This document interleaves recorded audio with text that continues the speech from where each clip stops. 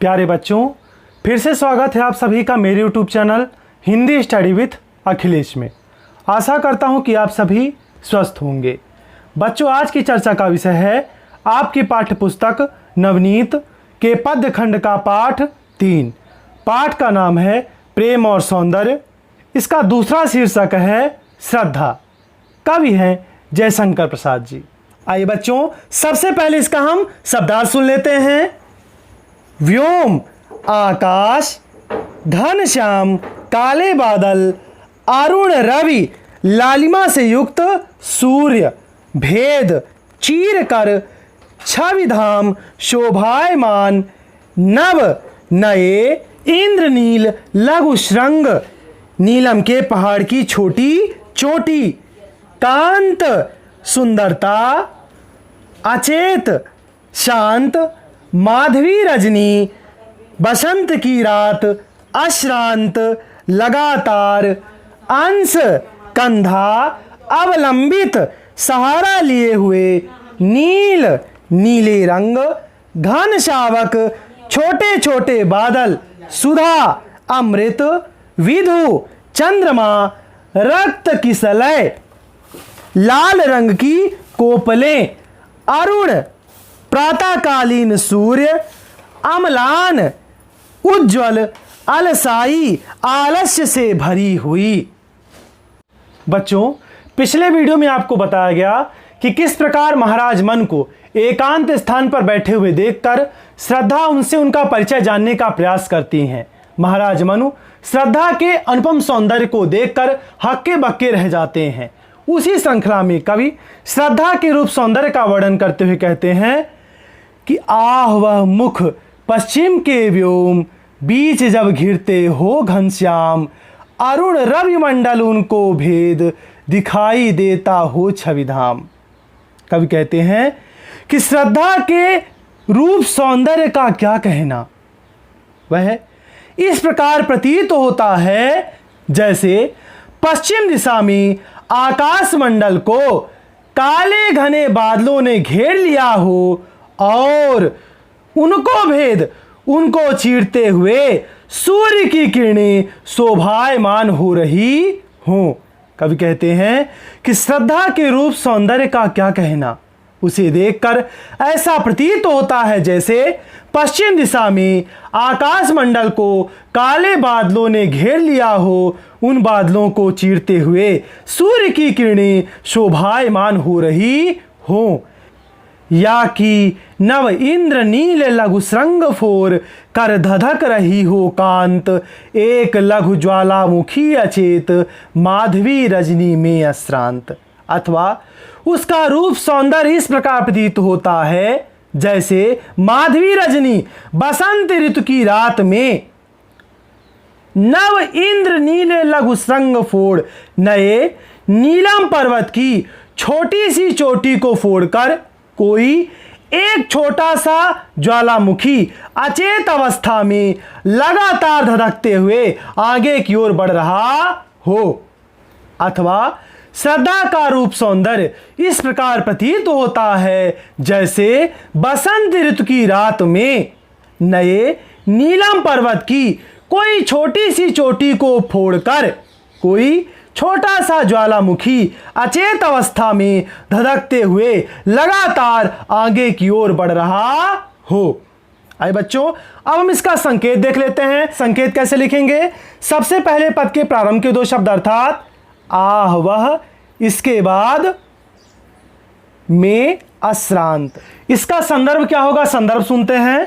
प्रस्तुत पद्यांश हमारी पाठ्य पुस्तक नवनीत से प्रेम और सौंदर्य नामक पाठ के श्रद्धा नामक शीर्षक से लिया गया है, जिसके कवि जयशंकर प्रसाद जी हैं।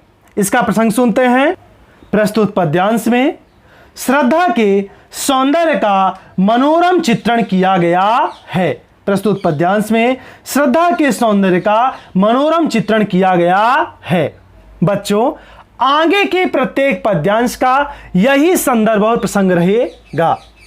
आइए अब हम इसकी पूरी व्याख्या सुन लेते हैं। कवि कहते हैं कि श्रद्धा के रूप सौंदर्य का क्या कहना। उसे देखकर ऐसा प्रतीत होता है जैसे पश्चिम दिशा में आकाशमंडल को काले बादलों ने घेर लिया हो और उन बादलों को चीरते हुए सूर्य की किरणें शोभायमान हो रही हों, अथवा उसका रूप सौंदर्य इस प्रकार प्रतीत होता है जैसे बसंत ऋतु की रात में नए नीलम पर्वत की छोटी सी चोटी को फोड़कर कोई छोटा सा ज्वालामुखी अचेत अवस्था में लगातार आगे की ओर धधक रहा हो। आइए अब हम आगे के पदों की व्याख्या सुनते हैं। कवि आगे लिखते हैं कि घिर रहे थे घुंघराले बाल अंश अविलंबित मुख के पास, नील घन सावक से सुकुमार सुधा भरने को विधु के पास। कवि कहते हैं कि श्रद्धा के घुंघराले बाल उसके कंधे का सहारा लेकर मुख के पास घिरे हुए थे। श्रद्धा के घुंघराले बाल उसके कंधे का सहारा लेकर के मुख के पास घिरे हुए थे, जिन्हें देखकर ऐसा प्रतीत होता है जैसे नील घन सावक से सुकुमार, जैसे नीले रंग के छोटे छोटे बादल सुधा भरने को विधु के पास, अमृत भरने के लिए चंद्रमा के पास एकत्रित हुए हों। श्रद्धा के काले घुंघराले बाल उसके कंधे का सहारा लेकर के मुख के पास घिरे हुए थे, जिन्हें देखकर ऐसा प्रतीत हो रहा था जैसे नीले रंग के छोटे छोटे बादल अमृत भरने के लिए चंद्रमा के पास एकत्रित हुए हों। और उस मुख पर वह मुस्कान, रक्त की सलय पर ले विश्राम, अरुण की एक किरण अम्लान, अधिक अलसाई हो अभिराम। और उसके मुख पर वह मधुर मुस्कान इस प्रकार प्रतीत होती है जैसे सूर्य की प्रातःकालीन स्वच्छ किरण लाल कोपल पर विश्राम कर रही हो और अलसा रही हो। श्रद्धा के मुख पर मधुर मुस्कान देखकर ऐसा प्रतीत होता है जैसे सूर्य की प्रातःकालीन स्वच्छ किरण लाल कोपल पर विश्राम कर रही हो और अलसा रही हो। आइए बच्चों, अब हम इसकी पूरी व्याख्या सुन लेते हैं। कवि कहते हैं कि श्रद्धा के काले घुंघराले बाल उसके कंधे का सहारा लेकर के मुख के पास घिरे हुए थे, जिन्हें देखकर ऐसा प्रतीत हो रहा था जैसे नीले रंग के छोटे छोटे बादल अमृत भरने के लिए चंद्रमा के पास एकत्रित हुए हों। उसके मुख पर उस मधुर मुस्कान को देखकर ऐसा प्रतीत होता है जैसे प्रातःकालीन सूर्य की स्वच्छ किरण लाल कोपल पर विश्राम कर रही हो और अलसा रही हो। आइए बच्चों, अब हम आगे के पदों की व्याख्या सुनते हैं। सबसे पहले इसका हम शब्दार्थ देख लेते हैं। नित्य यौवन, अनंत काल तक रहने वाले यौवन। करुण कामना मूर्ति, करुणा से भरी कामना की मूर्ति।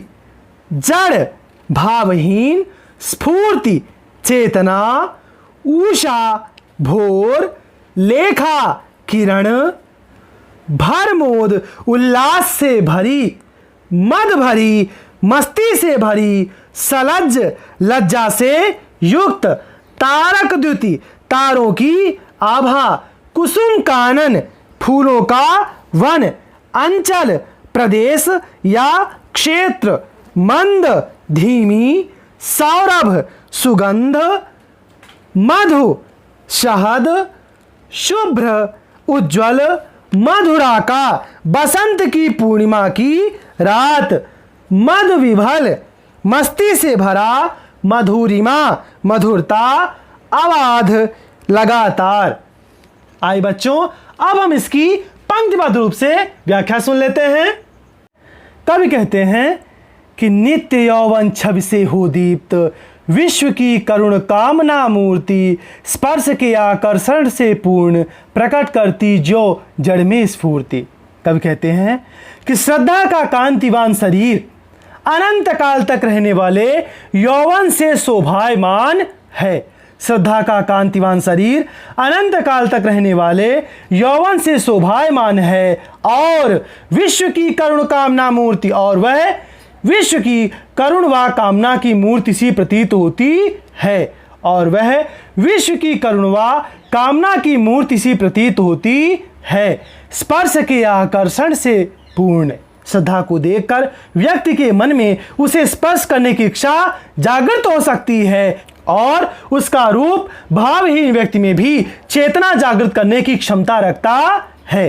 कवि कहते हैं कि श्रद्धा को देखकर व्यक्ति के मन में उसे स्पर्श करने की इच्छा जागृत हो सकती है और उसका वह रूप भावहीन व्यक्ति में भी चेतना जागृत करने की क्षमता रखता है। उषा की पहली लेखा कांत माधुरी से भींगी भरमोद, मद भरी जैसे उठे सलज भोर की तारक द्वित की गोद।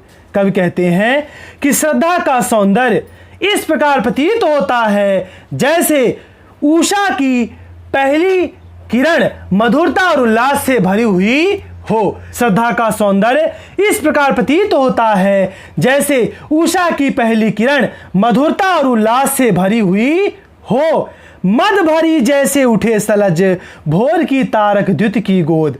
कवि कहते हैं कि वह मस्ती से भरी हुई इस प्रकार प्रतीत होती है जैसे लज्जा से युक्त भोर के तारों की चमक हो। वह मस्ती से भरी हुई इस प्रकार प्रतीत होती है जैसे लज्जा से भरी हुई भोर के तारों की चमक हो। कवि कहते हैं कि श्रद्धा का सौंदर्य इस प्रकार प्रतीत होता है जैसे उषा की पहली किरण मधुरता और उल्लास से भरी हुई हो। वह मस्ती से भरी हुई इस प्रकार प्रतीत होती है जैसे लज्जा से युक्त भोर के तारों की चमक हो। आइए बच्चों, अब हम इसकी पूरी व्याख्या सुन लेते हैं। कवि कहते हैं कि श्रद्धा का कांतिवान शरीर अनंत काल तक रहने वाले यौवन से शोभायमान है और वह विश्व की करुण व कामना की मूर्ति सी प्रतीत होती है। श्रद्धा को देखकर व्यक्ति के मन में उसे स्पर्श करने की इच्छा जागृत हो सकती है और उसका रूप भावहीन व्यक्ति में भी चेतना जागृत करने की क्षमता रखता है। श्रद्धा का सौंदर्य इस प्रकार प्रतीत होता है जैसे उषा की पहली किरण मधुरता और उल्लास से भरी हुई हो।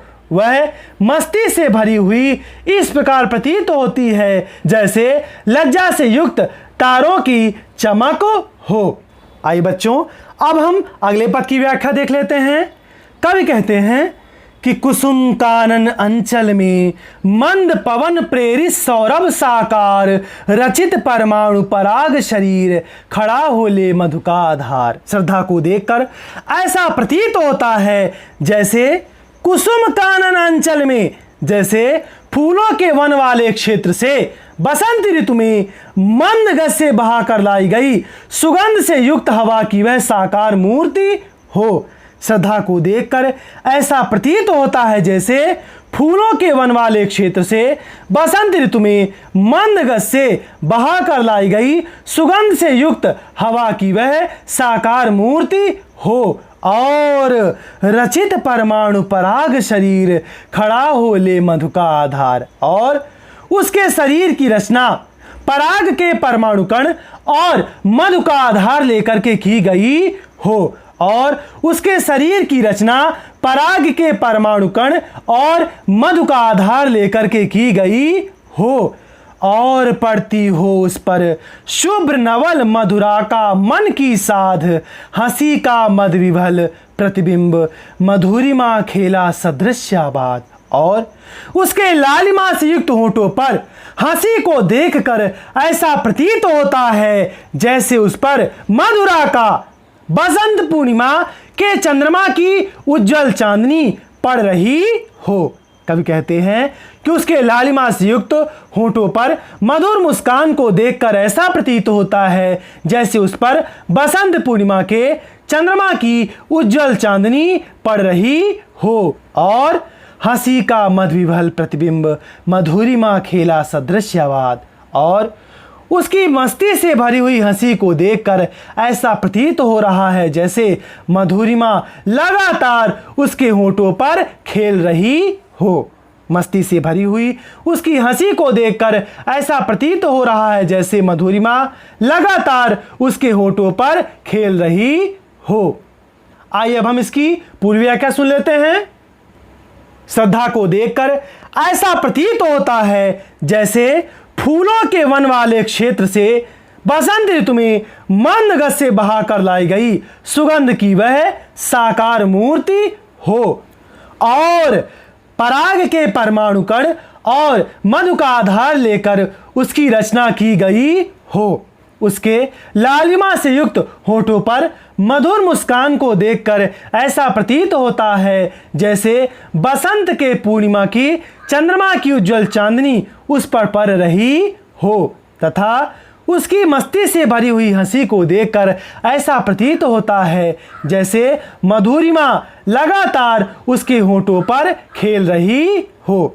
आइए बच्चों, अब हम इन सारे पदों का विशेष सुन लेते हैं। पहला विशेष क्या होगा? तत्सम शब्दों से युक्त खड़ी बोली का प्रयोग। दूसरा विशेष श्रृंगार रस का प्रयोग। तीसरा अनुप्रास, उपमा, उत्प्रेक्षा अलंकार का प्रयोग। बहुत बहुत धन्यवाद आप सभी का। आशा करता हूं कि आप सभी को मेरा आज का वीडियो पसंद आया होगा। अगर आपको वीडियो पसंद है तो मेरे इस वीडियो को लाइक करिए, मेरे चैनल को सब्सक्राइब करिए। मिलते हैं हम अगले वीडियो में, तब तक के लिए आप सभी को राम राम।